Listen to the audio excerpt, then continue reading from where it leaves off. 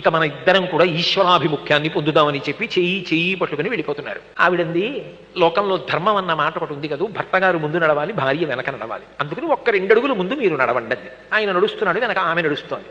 ఆయన నడిచి వెడుతుండగా ఆయనకు బంగారు గొలుసు ఒకటి అక్కడ కనపడి, ఆయన ఏం చేశాడంటే టక్కున కాలుతో తొక్కిపట్టి, అమ్మ బాబోయ్ బంగారం గొలుసు, ఇప్పుడు ఇది మా ఆవిడ కానీ చూసిందంటే, ఏమండోయ్ బంగారం గొలుసు అని చేత్తో పైకి తీస్తుంది, గొలుసు తీసిన తర్వాత మళ్ళీ బంగారం గుర్తొస్తుంది, బంగారం తర్వాత సంసారం గుర్తొస్తుంది, ఇది మళ్ళీ వెనక్కి వెళ్ళడానికి కారణం అవుతుందేమోనని కాలుతో తొక్కి నించున్నాడు.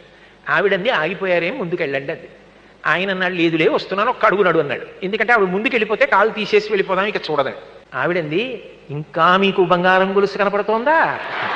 కలిసి నడిచినా, ఆయన ముందు నడిచినా, ఆమె 2 అడుగులు వెనక నడిచినా ఎవరు పండుతున్నారు?